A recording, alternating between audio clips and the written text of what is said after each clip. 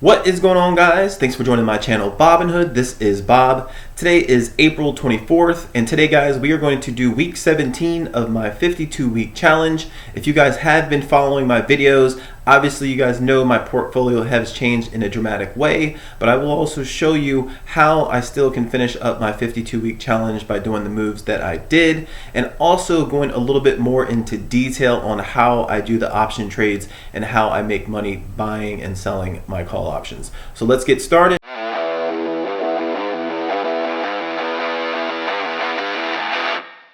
Okay, guys, as you can see, my total market value now is a whopping $161,124. If you guys are asking if I added more money into this, I did not. Any type of profit that I make, every dollar I make, I do get an extra dollar in margins, and if I use that, that will bring my total value up. As you can see, the last time I did deposit was on the 9th.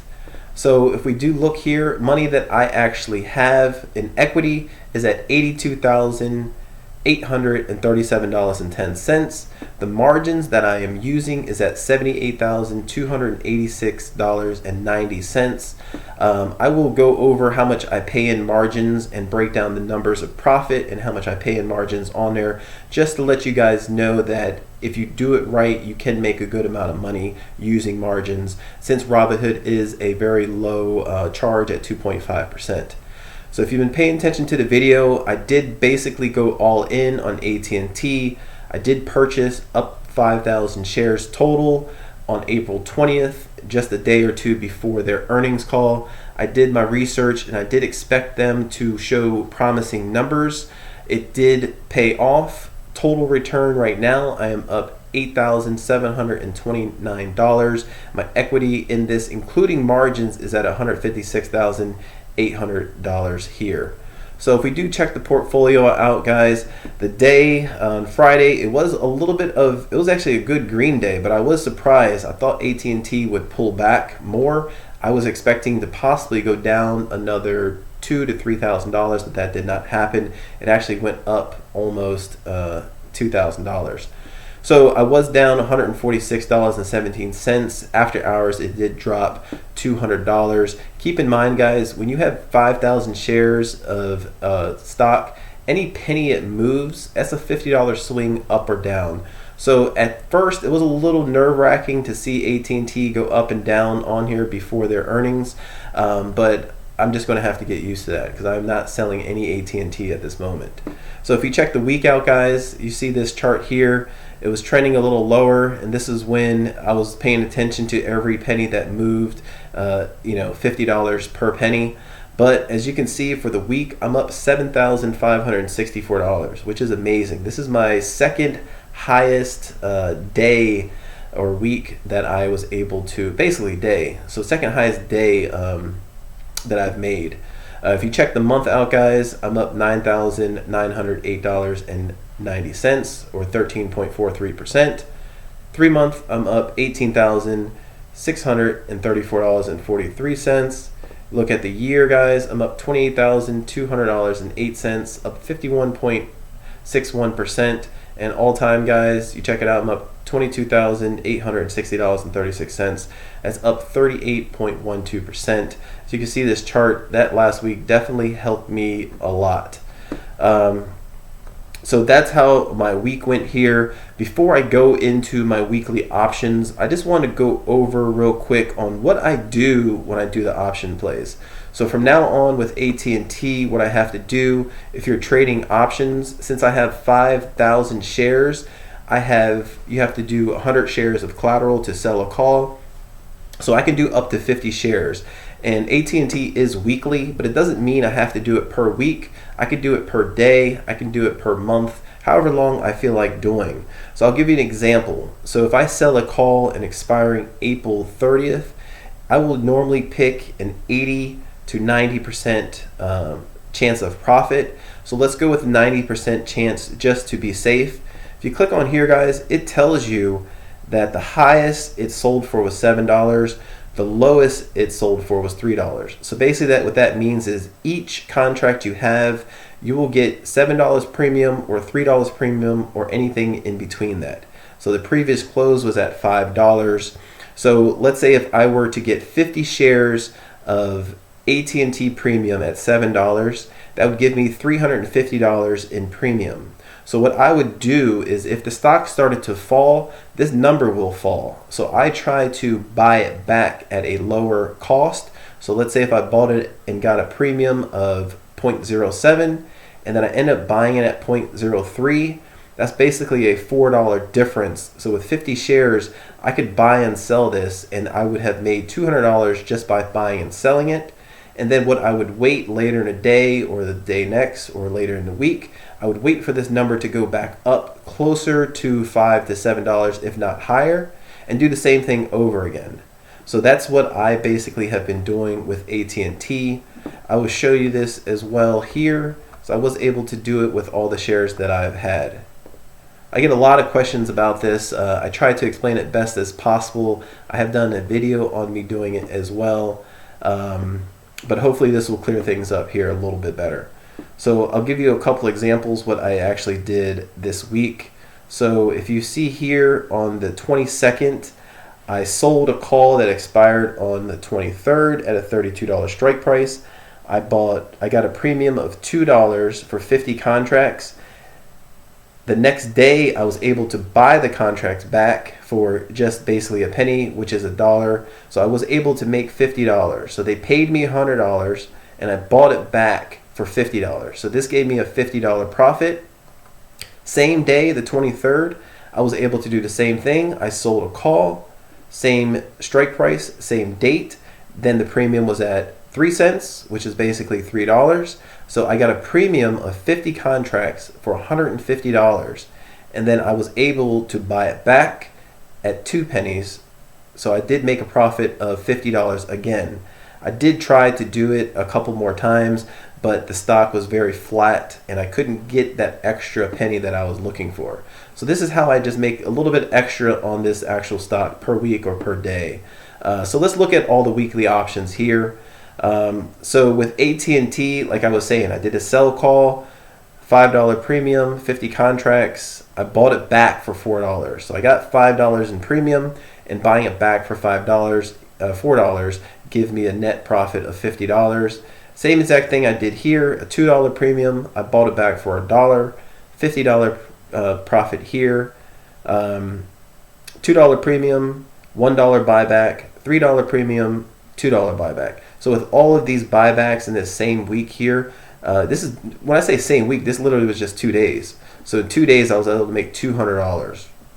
So if you guys have been paying attention, this was about 2-week call that I did. I did a buy call, and it was not looking good. This was at negative, I believe, 70% loss for me before earnings. So it did obviously spike back up, and I was able to, so I bought the premium for $91, 12 contracts, and I was able to sell them at $183, making a net profit of $1,104. So this is a good way to just stick by your guns and just, believe in your research, believe in the company that the earnings will go up. But this definitely could have backfired because this could have been a negative $1,000 instead of positive $1,000. So this just worked out for me. With realty income, I'm not gonna lie, I'm a little salty on realty income because I did sell it a little early, but I did make good money off of it. But I was able to buy a put. So this basically means I was saying that the stock would go down. So $72.50 put, it cost me $340 in premium per contract, which was 5 contracts. I did end up selling it back because it did go down. So I was able to make $210 here. So the other one that I did here, I'll just admit on my mistake, because it does happen. I'm so used to selling calls. So when you sell a call, it's the complete opposite. So I basically did a $70 put. It cost me $200 each contract, 20 contracts. So I automatically put a sell at $195 because when you're doing it, you're trying to buy it back for a cheaper cost. So I ended up selling it this was literally 10 seconds after I bought it. I just like to set it up to try to make a quick $100. but I set it up the wrong way. So I was supposed to do 205 instead of 195, and when I did it, I saw that it sold so fast, and I immediately realized what I did. So this was basically a 10 seconds of me losing $100. So just pay attention, be a little bit more diligent when you're doing this. But like I said, I'm so used to selling calls and then buying them back. I just got it mixed up on this one particular instant. So I was able to buy another put. I basically just did the same thing. I did 23 calls. I did the same exact thing here. I was able to get it, I guess, $1 less. So hopefully I can sell this for more than $199. So I believe Realty Income still will go down. I think their run it's just been way too high recently, but I do expect them, to keep on going up over in the long run. But for now, I believe the stock itself is a little overbought. So these last three here was the ones I just closed out. I just closed them out so I can buy the stocks and free up all the option trades that I had, just to make it a little more simple. So I did end up losing $176 here on Apple. I did end up actually making $35 on Chimera Investment, and on Nokia I did end up losing $130 on this. If I would have held off a little longer, I would have lost or possibly even made a little bit of money overall on this, but for the amount of money I made on AT&T, it definitely offset the small loss that I had. So as you can see, on the net total that I made on all of my option trades for the week was $1,143, and this is, I believe, the highest that I've made on option trades in the week. If you paid attention, I did buy ZOM. It went up at first. I should have kind of sold it at first, but then it fell back down. I ended up just selling it at a loss just to get rid of it. So I did do a loss of $37. So like I said earlier in the video, guys, I deposited a total of $12,030 here. It hasn't changed from the last time I told you guys. Like I said, all the money that I have had, it's just been complete profit. Like I said, this week has been absolutely amazing. I believe almost every single week for the past 8 weeks, I've actually been up overall. So let's look at the long-term dividend option strategy here. Nothing has really changed. Obviously, the stock has changed, but the strategy is still exactly the same. If you guys own a lot of shares, or if you have multiple shares of hundreds, you can do these option trades and as safe as you want. You could be making as little as $1 per option just to be completely safe, but that's an extra $1 in your pocket per option that you have. So if you look at AT&T now, with 5,000 shares, my goal is always about 15 grand a year. So that's my goal, is 15 grand a year to make on the option and dividend side. The stock itself, if that goes up, that goes up, but when you're a dividend investor, most people say they don't worry about the stock price, but I mean, obviously they want the stock price to go up. But with the dividends, as you can see, guys, having 5,000 shares, I could absolutely do nothing as long as AT&T does not lower their dividends or cut their dividends.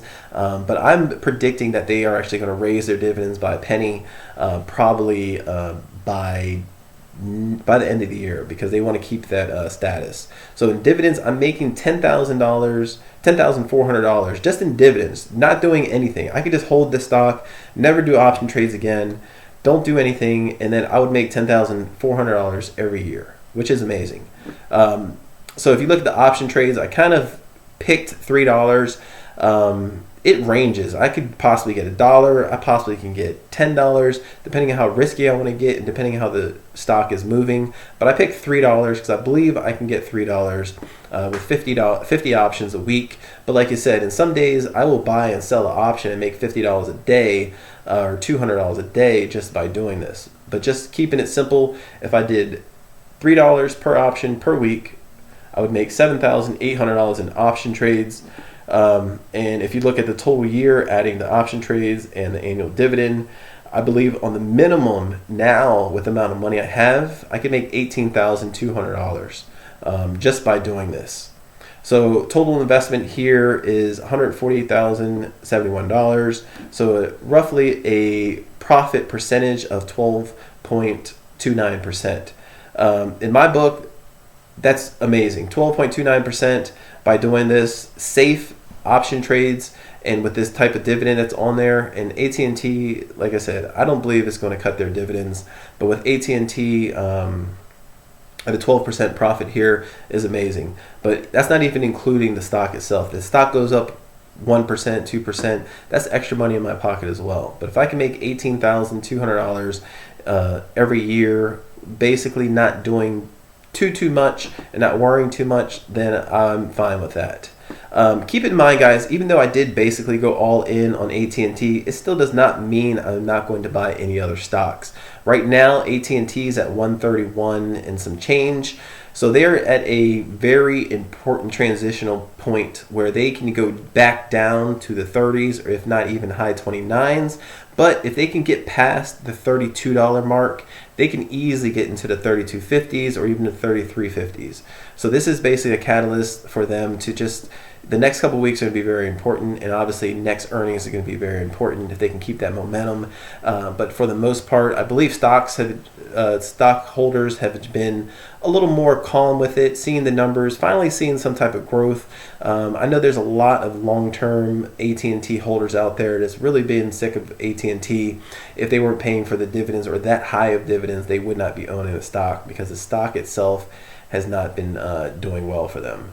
So hopefully that changes. Like I said, we'll find out in the next couple of weeks, see if it's still trending upwards. But like I said, if it does go back down to the 30s, I will definitely buy more. But at 31.50, I don't think I'll be buying any more right now. There's a few other stocks that I may buy into short term or medium term. But if the AT&T goes back down, then I'll just put more money into AT&T. So let's just look at all of the stocks that I've had and all of the money that has made me. So I didn't sell these stocks because I didn't believe in them. I sold them on a few reasons. I sold them, one, because a couple of them made me more money than I thought I would make in a short period of time. And two, that the dividends and the price that they are at, actually the option trades and the price that they are at, was not giving me as much options that I can get. So I'll give you all these examples here. So we'll go to the bottom here. So week 17 with the option trades. So with Realty Income here, this is one of the ones I didn't want to sell, but I ended up selling it just to make more, because I thought it would go back down. But with the options, I made $1,819. On the stock side, I made $1,554. So total with Realty Income in basically 17 weeks, 16 weeks, I've made $3,373, and that's 13.8%. With Chimera Investment here, like I said, it just fell off this week. I could have waited another day or so and it would have went back up, but I'm only down 2.5%, which is not too bad. And this was very short term. This is only 3 or 4 weeks I've had this. AG&C almost offset this. I'm up 2.4%. And also, like I said, I've only had this for 3 or 4 weeks as well. But if you guys look here with the option trades, I couldn't get any type of money with these options. This is a monthly trade, and with AG&C, just being on the safe, this wasn't even safe when I did this. This was maybe 10-15 cents off of what it was at already, and I only can get $1 in premium out of it. So this premium side wasn't worth it for me.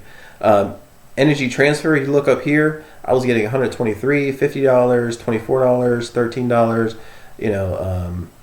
Dividend, then 22, 22, 22, and then you guys see here 11, 11, 11, 11, 11. So it was getting harder and harder to get it just based on the price it was at. And I was very happy with ET and energy transfer. I mean, just off options and dividends, I made $529. On the stock side, it was up $14.62. Total was $19.91. So this gave me a whopping almost 28% increase over 16, 17 weeks. Apple, you guys know about Apple, $194 in options, stock was down, totals down $58, but overall I just call this a wash. Obviously I believe in Apple itself, but for the strategy that I'm doing, this strategy works a little better for me. With enterprise products, on the option side was $362, and on the stock side was $366. Total was $728, which is an increase of 11.32%. And the last one was NRZ. Option side was $645. Stock side was $260, and the total was $905. The 18.64%. So like I said, percentage-wise, 16, 18, 11, 28, 14%. I was very happy with these stocks here. And the two newest stocks that I had, I couldn't get options for. Energy Transfer was starting to fall off, and EPD started falling off as well. And then NRZ is a monthly one, and that's basically just wasn't worth it for me in my eyes. And the other stocks here on the option side, I was just getting too greedy. So I was losing overall on all the options that I did. Other trades, I was actually negative 902. That's $1,000 out of my pocket basically. But on the stock side, the choices I was making good, which is positive 4,964, and the total on the other would be 4,063. So if we look at the total here, guys, for all of the stocks I made on week 17, this is just the stock side. Apple obviously was the biggest jump here. I was at 1647 and obviously going all in on Apple. I'm up $8,729. Like I said, this is just 1 week difference. So if we look here on Realty Income, obviously I sold that stock, but I was up 50.54 on week 16. I did lose out on Chimera Investment at negative 190.